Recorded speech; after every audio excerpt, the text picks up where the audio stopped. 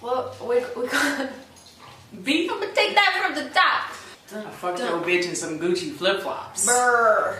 What happened to that boy? Brr. Oh, we just made a mixtape off of our voices alone. We don't even need no tracks. You got this, B. His beats are amazing. We've been drinking. We've been drinking. Alright, so another episode of Pusha T time.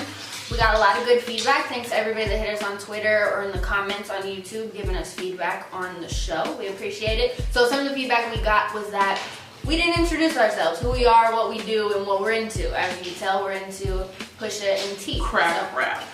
And warm beverages. Exactly. Or cold ones. You know, whatever you're into is tea all day. So I'll start by introducing myself. My name's Special. I did college radio at San Francisco State, a show called Special Sundays, for like 5 or 6 years. Interviewed a lot of people on there. Now I work at KMEL. I do a show called Special Education, where I've interviewed everyone. Well, not everyone, but a good You've interviewed everyone. Not everyone, but a good amount of people, including Raekwon, Big Crit, T.I. was one I just released a couple weeks ago. And yeah, I consider myself a student of hip hop. I mean, everybody calls themselves a student, but I'm literally learning something new every day. Because as you can see, I was raised by a white parent, so I didn't really... You could be adopted, you know? No, I'll tell you right now, I was not adopted. I was raised by white parents, and so I didn't really grow up with hip hop. I found it probably when I was like 9, 10 years old, and then found real hip hop when I was like 19. So that's kind of my journey in this game. I'm Francesca. My musical chops primarily come from my vlogs that I've run. So my first vlog was called Here Tasting Music Sucks, because it does. And I took a hiatus for a while after that, and then I moved on to my site, Rap Verbiage. Did that for a little while and since stopped just because interviews are tiring. But when I was doing interviews, I've interviewed everybody from E40 to Rock Marciano to Black Pop. So Everybody. Everybody. The word everybody that we're just throwing around. Everybody. Between the two of us, we've interviewed everybody. Close. Except Chingy and Nelly. Oh, Anyone God. who would say everybody, we haven't interviewed. Do not get me started on Nelly. Oh man, that's for. Oh man. Sorry. I have Drake Tourette's. Oh man. So last week we talked about artistic growth. If you missed it, you can click right there, check it out. And of course, we started out with Pusha T. Every episode is going to feature just a little bit of Pusha T, because the shit is called Pusha T time. What more do you want? So last week, a lot of the episode was talking about Pusha T and how the new album, I didn't so much like the beats. So we're going to expand on that topic a little bit and talk about how beats can make or break an artist. A perfect example of this that everybody uses is Nas. Absolutely. Nas is just known for being an amazing rapper, but just having a terrible ear for beats. Right. And I mean, maybe it's him, maybe it's the producers, maybe there's something that happened while in the studio. We don't really know the whole story, but at the end of the day, Nas is everyone's #1 pick for being the greatest. A solid ass rapper. A solid ass rapper with badass beats. And we also want to kind of play to the other side of that too. There's a lot of mediocre rappers who pick amazing beats. No, so I mean, I brought this up before on Twitter. I know other people have too. Like, when you think about Nas, you think about Nas' lyrical talent. That's there, and that's almost always consistent across the board what he brings lyrically. What has not been consistent, well, actually what has been consistent for a while now are just poor selection and beats. Even though, those original two albums like are ones that are classics, certainly Illmatic, but things just went progressively downhill for Nas. And I've said it before, like if Nas would let Rick Ross EP an album for him, the shit would probably be fire, because Rick Ross has an ear for beats like damn near nobody else. And even though we disagree on this, because she doesn't feel Rick Ross as a rapper and I do, I can still readily admit that Rick Ross wouldn't be the rapper he is without the beats that he has. Exactly. So I think like it really goes to show you that like a great rapper can make okay music, or music that, someone once told me there's no such thing as just like okay music, because either you're listening or you're not. And for Nas, unfortunately, people aren't listening anymore. Whereas with Rick Ross, people absolutely are. And it's because his beat selection is phenomenal. Yeah. And I think it's interesting, last week when we talked about Pusha T, I said how I didn't really like most of the beats on the new album, but since Push is such a strong rapper and I have such a strong connection to him and I enjoy what he raps about and I enjoy his metaphors, I'm still going to listen to it before that. And that kind of feeds in to the Rick Ross example, because I'm not a fan of Rick Ross.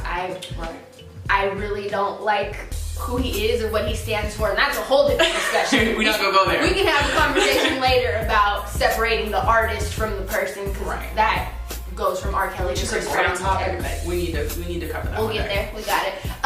But so for me, I'm not seeking out Rick Ross's music. I'm not sitting there going, okay, Spotify, today I want to listen to Rick Ross. But when a song comes on, I'm like, honestly, this is good. I'm not prone to changing it when he comes on, because the beats carry it so well that it's like, okay, I might not really like this person, but drugs agrees. Drugs. But so like when Rick Ross comes on, it's not like, oh, I'm gonna change the channel because I don't like him. It's like, oh, well, it's for me, honestly, it's good background music, because the beat is good, he's rapping, he's not terribly rapping, he's not Young Thug, he's not, something that's unbearable. It's like, oh, okay, it's cool, so that makes it okay. So I'm not seeking him out when he comes on. I'm not super offended because the beat carries him towards like, oh, whatever, it's cool. Well, another thing people don't talk about too is Rick Ross usually has pretty good features.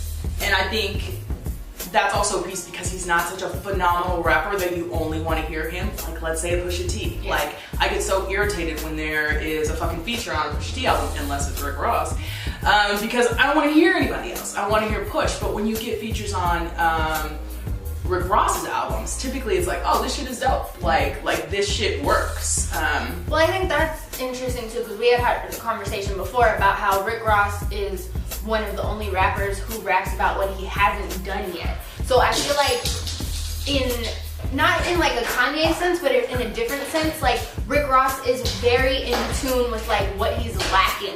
So I think maybe he does realize that he's not the best rapper, so hey, I need to get the most fire beats and get some good features. Right. And understanding that like, okay, what I'm lacking, I'm gonna make up for here and here. So I think that's an interesting take on it too, because we had talked about it. Like, he's willing to say like, yeah, I haven't won a Grammy, I haven't done this, gone platinum. Yeah, no, absolutely. Yeah, I would know. Because I think Rick Ross is a dope rapper. Like, I think he's a good rapper. I just think it's only elevated by the fact that he picks excellent fucking beats. Like, shout out to Justice League. I mean, and not that they're, his only beat maker by far, but certainly one of the phone of the favorites, one of the best. Like, their chemistry together is amazing. Please do a whole album together. Let's do that. We need that for the future. Thank you. Okay. Just saying. Yeah. Are you gonna go? No, go. My other example was Dom Kennedy. Oh, yeah. I'm a pretty, I wouldn't say a big, but a pretty decent Dom Kennedy fan. I've interviewed him a couple times, and his beat selection is also incredible. That man almost never talks about anything, but the beats are crazy. Like, Choose Up, that's been my shit since, 2009? Like, that's my shit. And the beats that he chooses are those super West Coast ride to it type shit, to where it's like you don't really care what he's talking about because the beat's so good you're just gonna ride to it. Or like when Choose Up comes on in the club, I'm dancing. I don't dance, but hey, that's my shit. You know what I mean? So like, he's another example of a not so great rapper picking fire beats and letting that carry him through. You know what I mean? And even like when he did, I talk about this all the time, when he did the Yellow album, he took this strange approach to where I had heard in interviews, he was like, oh yeah, I'm gonna use my instrument as a voice. And barely anybody liked that album.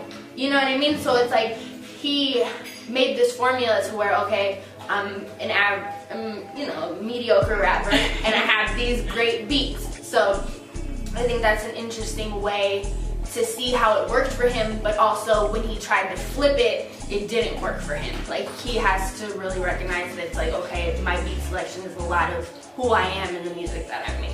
So this kind of makes me think about YG a little bit with My Crazy Life, because I feel like YG if the beats on that album weren't so good, because to me, there was some fucking good beats on that album, I probably wouldn't be a person who listens to YG. Because YG's not talking about anything I'm trying to hear. Like, but I fuck with YG because the shit sounds good. And I mean, for me personally, he is talking about some shit that I want to hear. Like, the man has quotables. Like, not on some like serious quotables, but on some like Twitter shit. Like, people who know me know I've tweeted all the time. Like, fuck me like you fresh out of jail. Like, that shit's great. Or, you know, what's my other favorite one? Don't talk to me, bitch. I ain't social. Like, you know what I mean? Like, that's YG. So it's like, it's on some other shit, but still like some shit that I like hearing. But like you said, like the beats are amazing, and not to mention like that album actually had a story to it, which we hadn't heard in a while. Like, yeah, okay, we have the Kendrick album and albums like that, but for most people they were surprised, like, oh shit, this is a YG album and it has a story to it, and it's like a decent story, and the beats are fire, and he's saying, you know, he's saying some good shit and he's some funny shit. Yeah. I mean, but see, I'm not a big like humor rap, so it's like if YG's beats weren't so good, I wouldn't listen to YG. You know what I mean? Like, that's for me personally. Like, he doesn't do anything so spectacular that I would really be listening to it if the beats weren't there. So it's like, you know, it really goes to show you that like it is a piece deal. And you can be an amazing rapper, but if your beats are shitty, I almost feel like beats do more for you than the actual verse, and that's why Nas is where Nas is. I mean, not to say that Nas isn't a success. I mean, clearly he is a success, but I mean, I feel like you are a step ahead if you have great beats, and you're just not if you're a great lyricist, like, and you don't have great beats. Like, it's not the same place at all. And then like, that's why, I don't know, like, I have a special love for rapper producers who do their own shit. Like, we talked about this before, like Big Crit, Rock Marciano, people who've done their own production, because it just sounds so, like, I don't know, something about it just sounds so organic, and like, it's cohesive, because it's the same person. Like, it's not these two people coming together. And sometimes you'll even listen to a track and you'll hear like they were not on the same wavelength, like they weren't in the same mindset. And I feel like with something so personal as music, it's hard to even convey, you know what I mean, the producer, it's hard for them to tell the rapper what they're feeling and what they want this to feel like. So when you have one person doing both, there's no questioning what this is supposed to sound like and what it feels like and what they want people to get out of it. Well, especially when it's somebody who is good at both. Somebody who has some chops at both. If you're a rapper and you're just trying out making beats, probably not the same thing, you know.